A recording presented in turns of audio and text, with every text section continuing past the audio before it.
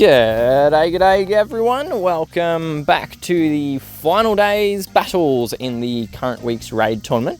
That's right, we are on day 5 of the current 3-star buff booster no purple tournament. So we've had a pretty good run so far in this tournament in attack. There's been some really lucky finishes, a couple boards where it's just been out and out, an easy victory.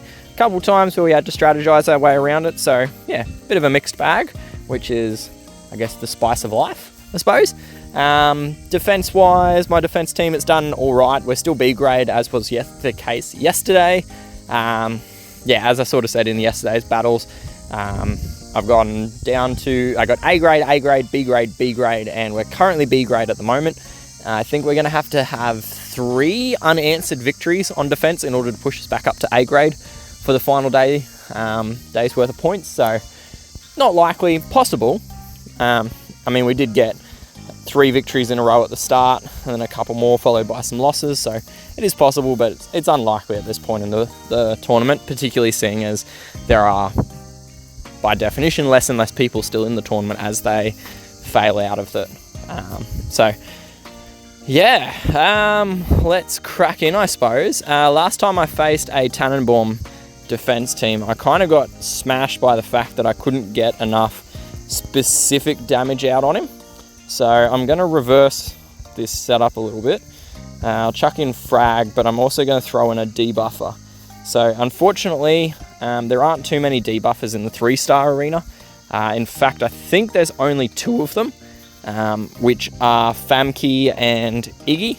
Iggy unfortunately does target a nearby, and Famke does all of them, but doesn't actually do anything damage-wise. So I am going to go with Famke. There's a couple indirect debuffers if you use Demolitions class heroes. So, for example, Ingrid, if she had some emblems on her, she would be an option, but I don't have any emblems on her. I'm sorry, Swifty, but that is just the way it is. So let's go with this setup. So double Pumpernickel on their side.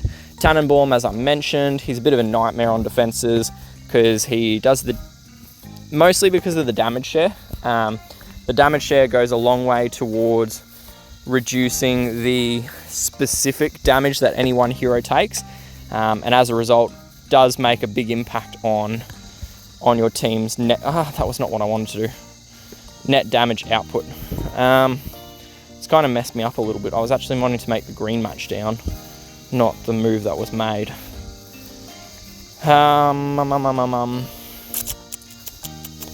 Alright, whatever. Alright. CMYK is going to fire. Famke is now charged, which is something at least, so when I trigger Tannenbaum in the next turn, we'll at least be able to cleanse his buff away. I'm not getting much by way of cascades, which is disappointing. We kind of need cascades to really set off some chain reaction damage. Not only that, but we also need the specific damage from those cascades to actually kill people, because this team is fairly low damage output, but we also haven't been getting a huge number of my coloured tiles come into play either. I think I need to pop the yellows so I can have Famke charged again. At least we got a bit of damage out this time. Alright, let's go with this, I suppose. We need a lot of red and blue tiles. We're not getting much of either at the moment, which is problematic. Let's do that. How do they get healing to get rid of those fiends in the first instance? I don't know. I swear there should have been some fiends still in play from the last time I fired her off, but apparently not. Let's do this. This will get Famke charged pretty well again. We'll go this, which will cascade some blue tiles. Hopefully get a kill shot. No kill shot, too many misses. Let's put a defense debuff out on this side, I guess. Maybe we get a kill? No, we get 3 misses and then the other tiles charge him. Fantastic. Alright, the upside is we're probably at maximum inaccuracy at this point, so The only thing that the Pumpernickels are doing now is just hurting my accuracy, my health at this point, which is still problematic, but at least it's not making my mischance worse. That will, but Pumpernickel firing specifically won't hurt me any further in terms of the inaccuracy, because he's already maxed it out. As long as this doesn't kill and misses more than it hits, we are still in this with a chance. So the Famke play has worked. We did manage to get rid of Tannenbaum this time, which is something we didn't manage to do last time. Last time we really struggled to get rid of him because of that damage share, so that at least has been a bit of a success. I think we get rid of Pumpernickel somehow. I'd love to get rid of Pumpernickel if I can line up some A-tile on him. Right, is she at 20? Yeah, she's at minus 40%. Hopefully this kills Tannenbaum. Pumpernickel. Good. Okay, so now it's a 1v4. Admittedly, the one is Vittoria, so she can still do a crap load of damage output, but I think we should be okay from here, I think. It's difficult to say out and out that we will be okay because so much can change in such a short period of time, but yeah, I'm reasonably confident, I think.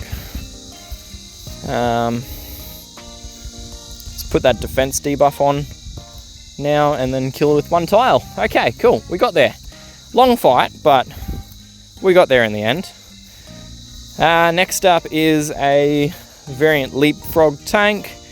Obviously, this player has gone for maximum team power rather than necessarily best available heroes. So the variant heroes do technically have a higher team power cost to them, but team power doesn't mean too much in the end. I think we switch back to the double Vittoria setup, to be honest. So one thing you'll notice is that my heroes don't have many emblems on them, like at all. I don't tend to spend too many emblems on the 3-star heroes. I've only put them on the ones that I use super often in both events and in these tournament settings. So notably, the only 3-star heroes that have got emblems are the pair of the Vittorias that I use in eventing, as well as there's some emblems on the Pumpernickels that I use in events and these raid tournaments. And then there's also some emblems on one of my frags, and that's Legacy from when I used her on War Machines a fair bit. Because you might not notice, or might not realise, but frag does permanent defense down to War Machines for the duration of your fight for one cast, which is pretty good, if we're honest. So frag had some emblems on her, and that's pretty much it. I don't really have any other emblems active on my 3-star heroes, so yeah. But in spite of not having many emblems, we are able to fairly consistently do well in these 3-star tournaments, just on the back of having a couple copies of some very good heroes, but also sort of just playing to our strengths with our team builds and the heroes that we bring along into those fights. So sort of just zigzagging around a little bit here, needing red tiles and green tiles, so just trying to make miscellaneous matches on the right hand side of the board so we can get those green and red tiles, because once we get green and red tiles, that's where we can deal special skill damage out, and special skill damage is what's really going to finish this fight off for us, which we can see there. Alright, 2 fights to go in this tournament. Done pretty well, I think. Sorry, 3 fights to go. Alright, another Tannenbaum. So I guess we go back to what worked. So we ditch the 2 of them, bring Famke back out and chuck Frag back in. So Frag's got a lot of emblems on the back of her being used so often in those, or needing the emblems to really survive against large-scale war machines. I did use it a good effect against even up to 14-star war machines. You know, you had to get a little bit lucky with the damage rolls. She can survive a hit when it's on the weaker end of the spectrum. She couldn't survive a full strength hit from a 14-star war machine. But a weak one she was able to tank. One hit when you had a defense buffer active as well. So I use the defense boost combat items for that purpose. Just a little bit of, you know, kind of semi-useful, useless stuff. If you do not have a defense down hero in blue, Frag is a good option. And she is available for summons at the moment from the current Monster Island portal. Alright, so Tannenbaum has racked up a fair bit of armor at the moment, which is going to take me a minute or two to sort of deal with. Fortunately, I do have the defense debuff from Frag, so you can see that defense debuff, it's sitting there, it's permanently there unless they get healing, and that defense debuff comes in at minus 20%, which is fairly hefty, particularly for a debuff that's not going anywhere either. It's sort of stuck there because there's no healers on this defense team, which means that I will pretty much always benefit from that defense debuff, which is lovely. That's a lot of red tiles that I'm just going to drop on you. A lot of those red tiles missed, courtesy of that Pumpernickel. I guess we just take all the red tiles again. Let's get rid of variant lot. Hopefully, maybe not. Blue tiles ghosted will get us both of them charged. Maybe if they survive. Yes, he does survive. Good, we got a dodge off. I think he would have died if there hadn't been a dodge there. So that's why we equipped the dodge guns.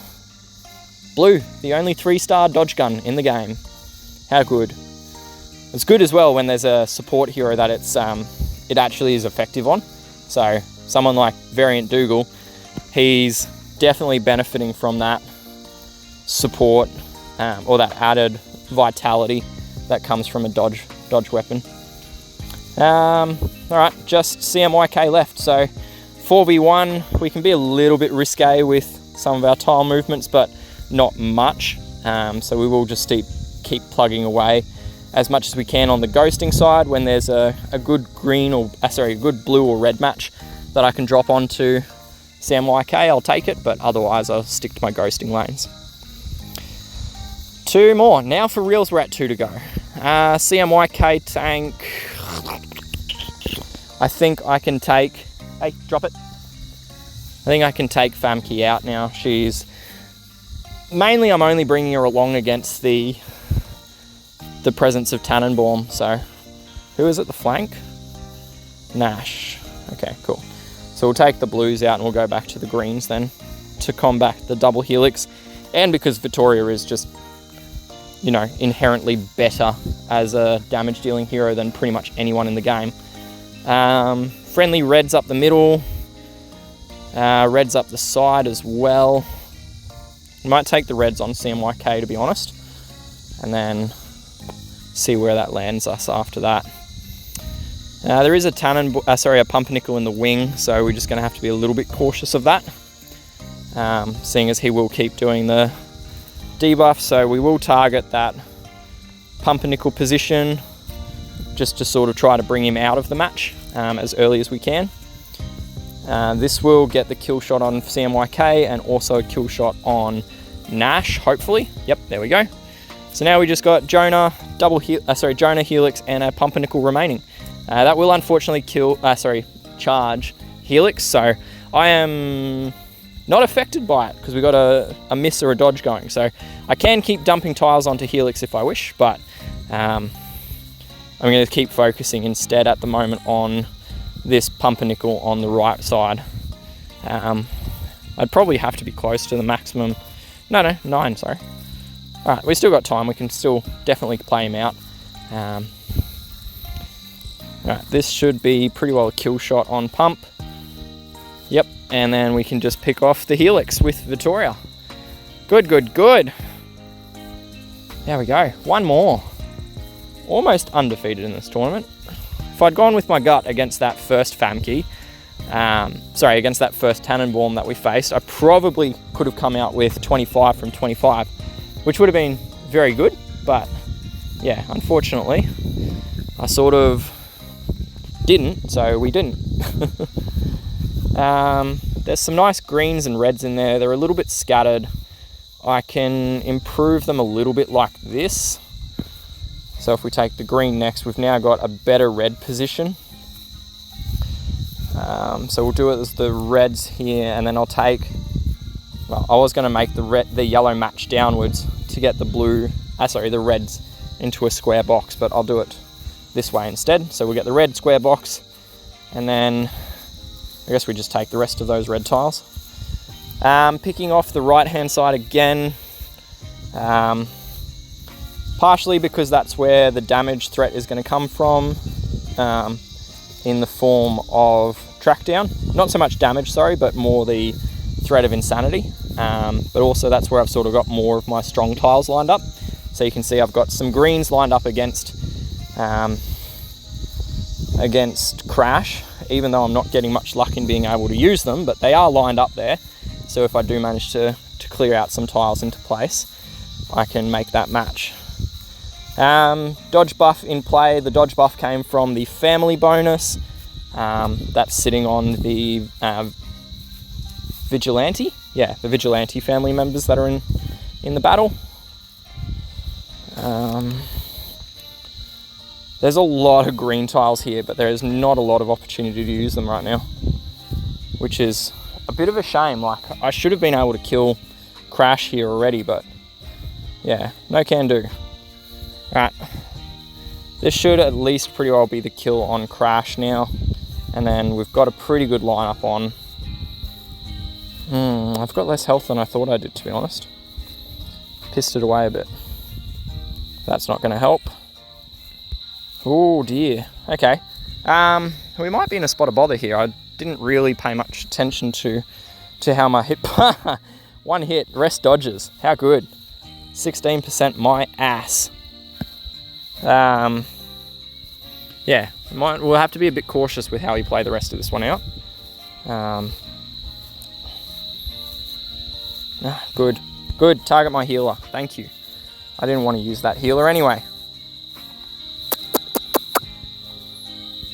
Can I kill track down? That's the question. Maybe. Do we get a red tile? Okay, cool. We kill track down. So now it's just a case of somehow picking off CMYK with Vittoria, because I think this is the kill on Dougal, unless, yeah, he didn't dodge. Could do with a lot of green tiles right now. Like a lot of green tiles. That's some. Right, so that's one charge on Vittoria. I don't think I can afford to wait out the blind ailment. Possibly could have. It was one turn. We got all the hits off though anyway, so that's something. More green tiles, please, Mr. RNG. So that's 4 green tiles effectively. This will make 5. Oh, it'll make 6, sorry. Needs 7. Okay. Vittoria survives 1 shot. She doesn't... I was going to say she doesn't survive the slash attack though. Yeah, I think we lose here. Yeah. That's unfortunate. I sort of pissed that away a little bit. I think I was in a pretty good position, and then I just made some poor movements on the board. Just mucking around a bit, whereas I should have possibly just taken a little bit more direct action to kill the right hand side. But oh well, it is what it is. Can't change it now. I can just hopefully learn to be a little bit less cocksure about stuff, I guess. But yeah, 23 from 25 ain't too bad, particularly when my maximum amount of emblems that I was fielding in those teams was 1 plus 18, a couple plus 11s, I think 1 plus 15, and that was about it. And we were going against plus 20s pretty well since the second day kind of thing. So not too shabby, pretty happy with that. We'll get top 1%, and we'll probably get trash from it, realistically. The odds on getting a 4-star promotion mat are like 2% or something like that. So in an entire calendar year, if you got all top 1%, you'd still only have like a 25% chance that you'd actually get a 4-star promotion material from the tournament loot. So yeah, stingy at best, I think. I think it could definitely have been a little bit higher. That's all good. I don't have too much more to add for today. Where did we finish on the leaderboard? 93rd at the moment. I'll take that. with 2 losses, even though we are admittedly early in the day. But yeah, that's all I got. Good luck with everyone with your own final tournament hits. I hope they go well, and I hope your war matchups for the weekend war look good, and Monster Island as well. Hope you guys survive it, because it's a bit of a tedious one for me. So yeah, anyway, good luck everyone. I'll catch you guys in the next one. Good luck, stay safe, happy gaming. Cheers, bye.